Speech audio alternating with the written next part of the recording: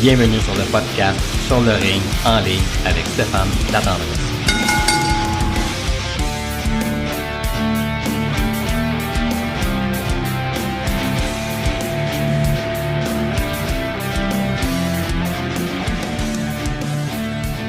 Bonsoir tout le monde, bienvenue à ce 15e épisode du podcast Sur le ring en ligne. Mon nom est Stéphane Latendresse et on est mercredi le 22 décembre 2021.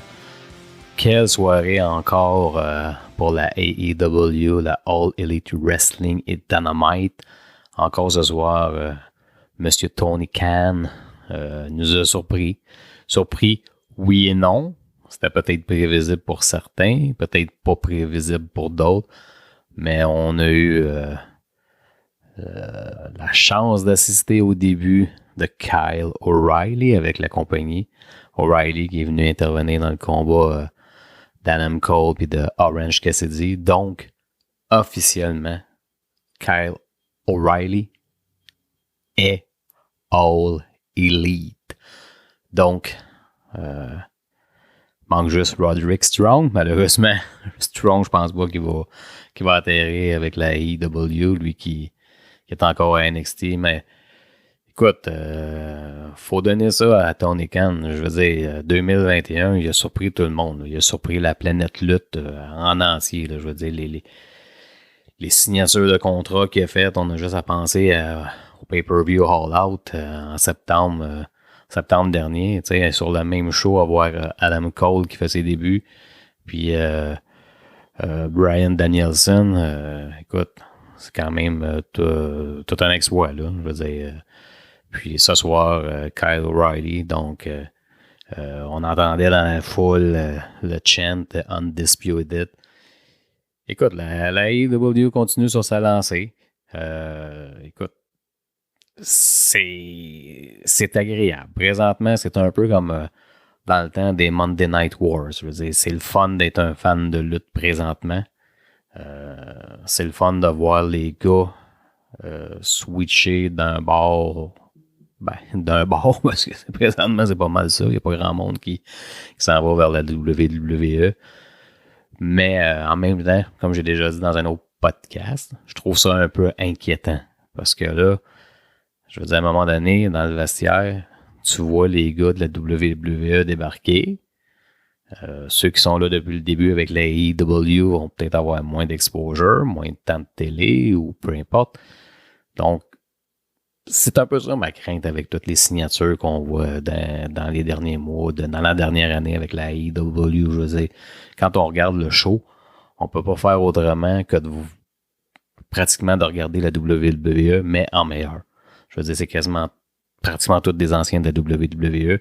Puis c'est eux qui monopolisent le temps de télé. Puis faut pas oublier que les ratings, ça fonctionne encore avec le câble. Donc, les vues sur la télé.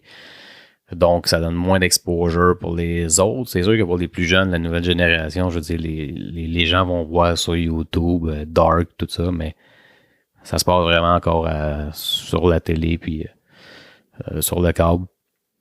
Mais, regarde, j'ai apprécié. Je suis un fan d'Adam Cole et de Kyle O'Reilly depuis la Ring of Honor quand il était en équipe à la Ring of Honor. Donc, je trouve ça rafraîchissant de voir les gars performer puis tu vois qu'ils ont l'air d'avoir du fun. Ce qui était bien dans le match, dans la soirée, dans le combat d'Adam Cole, c'est quand Kyle O'Reilly est intervenu à la toute fin. Best Friend, évidemment, sont venus aider Orange Cassidy. Puis les Young Bucks sont arrivés. Puis là, ils regardaient le trio sur le ring. O'Reilly, Fish, Cole. Puis Adam Cole savait pas trop quoi faire. Il regardait les Young Bucks. Il regardait ses chums, O'Reilly puis Fish. Puis finalement, il a décidé de descendre en bas du ring et de faire signe à O'Reilly et Fish de le suivre, laissant en plan sur le ring les Young Bucks. Donc, c'est sûr que on s'enligne vers un combat Young Bucks contre en premier Bobby Fish et Kyle O'Reilly, ce qui devrait vraiment été excellent. On devrait voir ça dans les prochaines semaines. Là, d'ici 2 semaines, j'imagine, on devrait voir le combat. Parlant d'anciens de la WWE, Robiso a battu Nyla Rose. Donc, Robiso avance en finale pour le championnat, pour déterminer la première championne TBS. Donc, encore une fois, une ancienne de la WWE. Moi, c'est mon choix. Je ne sais pas si vous vous souvenez, là, avec Geneviève, on avait prédit que la première gagnante était pour être Robiso, donc ça s'enligne pour ça. On lui souhaite bonne chance, elle le mérite, honnêtement.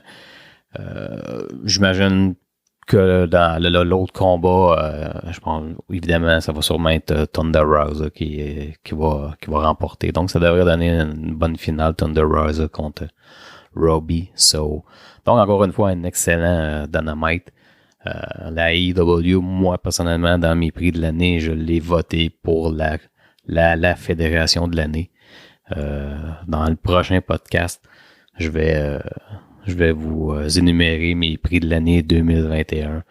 Puis la AEW remporte pas mal les honneurs pour 2021, dont la fédération de l'année et Tony Khan a vraiment livré la marchandise. La AEW commence à prendre un peu les devants sur la WWE. Honnêtement, je regarde la WWE parce que j'ai pas eu le choix. J'écoute de la lutte. Je suis encore un fan de lutte, mais la AEW, j'enregistre la WWE, j'écoute live la AEW, donc c'est tout dire. Parlant de la WWE, on parlait de Switch tantôt, des lutteurs qui se promènent d'un bord puis de l'autre. On a appris cette semaine une grosse nouvelle, une nouvelle qui a surpris beaucoup de gens. Moi, personnellement, ça ne m'a pas surpris, je m'en attendais. Kevin Owens qui décide de rester avec la WWE. Moi, j'ai toujours dit, quand t'as une famille, puis que t'avances en âge, puis que la WWE t'offre un contrat généreux. Quand on parle de généreux, on s'entend que c'est dans les 6 chiffres. Oui, il y en a qui vont dire oui, il n'y a pas juste l'argent. Effectivement, il n'y a pas juste l'argent. Mais, je veux dire, à un moment donné, la lutte, c'est pas éternel. Les carrières sont courtes. Donc, si tu as la chance de faire beaucoup d'argent, t'en profites pour sécuriser l'avenir de ta famille, pour sécuriser ton avenir à toi. Puis c'est ce que Kevin Owens a décidé de faire. Il l'a dit lors du podcast de Pat Laprade, comme quoi que il avait pris sa décision. Cette décision était basée sur le fait qu'il avait pris la bonne décision pour sa famille. Puis c'est ce que j'ai toujours dit, puis c'est ce que j'ai toujours pensé qui était la bonne chose à faire. Kevin Owens, rendu à 37 ans, il n'a plus rien à prouver. Tu sais, ce gars-là, moi, je me souviens le combat qui m'a fait réaliser que Kevin Owens au Québec était dans une classe à part. C'était là, peut-être 10, 12 ans, 15 ans, lors d'un gala au Midsummer Madness, qui est organisé entre autres par Marc le Grizzly de la NCW. Kevin Steen, de son vrai nom, avait lutté en finale du Midsummer Madness contre Samoa Joe, qui était à l'époque champion de la Ring of Honor. Kevin, à cette époque-là, si je ne me trompe pas, il était double champion de la IWS puis de la ERW. Désolé si je me trompe, la fédération d'Éric Picard à Québec. Donc, puis ce combat-là, écoute, c'est un classique. Là. J'ai le DVD ici, puis quand que je parlais, de mes amis qui ne connaissaient pas Kevin Owens, c'est le premier combat que je leur fais regarder, puis tout le monde s'entend poser que ce combat-là est incroyable. Moi, j'étais là live, puis c'est vraiment là que j'ai compris que Kevin Owens était dans une classe à part, puis il a toujours progressé. Son corps, il a été dur avec son corps, là, la Ring of Honor, partout. Écoute, même au Québec, la IWS. Donc, sais, tu prends des décisions pour toi aussi. Kevin Owens a eu des problèmes au genou, il s'est fait opérer aux 2 genoux, donc oui, il aurait pu aller à la AEW, mais je ne sais pas si il aurait été capable de suivre le rythme des plus jeunes. J'imagine que oui, là, je dis ça sous toute réserve, mais tu sais, il n'a pas besoin de ça dans sa vie présentement. Il n'a pas besoin de faire des combats spectaculaires à se pitcher, pas se garocher partout. Fait que je pense qu'il a pris la bonne décision. Je pense qu'il était dans une bonne position aussi pour peut-être, là je dis peut-être sous toute réserve, se dealer un horaire allégé. Donc, là c'est sûr qu'avec la COVID qui reprend du poil de la bête, donc c'est sûr que les house shows, tout ça, c'est un peu mis sur la glace, mais je pense qu'il est en bonne position pour se dealer une bonne offre. Donc, c'est sûr que là, c'est un contrat de... Le dernier contrat qu'il y avait, c'était environ 2 millions par année. Donc là, il va faire l'équivalent ou plus, donc entre 2 et 2,5 millions par année. Tu sais, quand tu es rendu à 37 ans, tu as une famille, je pense que le choix était logique. Puis il a fait le bon choix. Je le dis, je le redis, il a fait exactement le bon choix pour lui et sa famille. Donc, de rester à la WWE et de sécuriser son avenir. Parlant de la WWE, Pat Laprade a confirmé que le gala qui serait présenté à Laval le 30 décembre prochain a été annulé, reporté au 6 mars 2022 à cause de la COVID.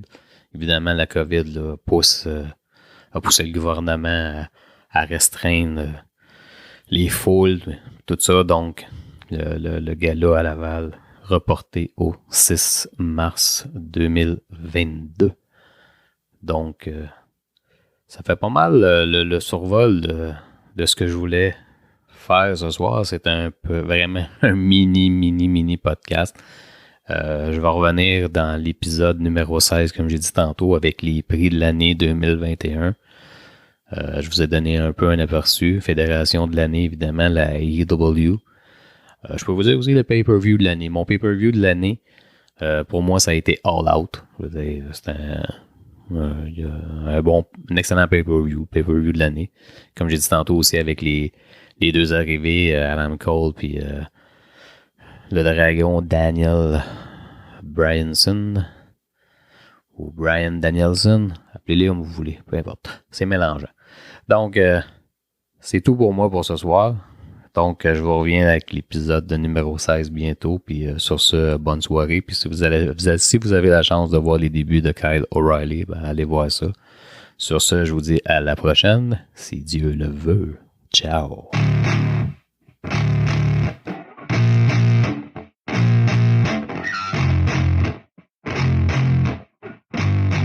Yeah, I spit raps like a heart attack, fast fatal heart impact, past painful scars, in fact I blast tasteful bars and past, I back up my actions, fact don't ask, grab reactions, jacked attack with every word, then act with class as they hear me snap, I got nothing to lose, cause I fought and felt the bruise, now I'm not the one confused, call the shots and they produce, I ain't lost, I'm finally loose, pick a new silver excuse, I need the views to boost me to a new abuse of being used, everybody wants a piece now, y'all can rest in peace now, you're dead to me so peace out, remember you're discreet out, get ready for defeat now, I'm gonna make you bleed out, listen on repeat now and weed out all the weak now, get up and make a change, don't remember yesterday, if you got something to say, speak your mind before your grave, cause your life is yours to save, ain't nobody gonna change, everybody stays the same, so be different, make a name, huh? I keep on moving forward.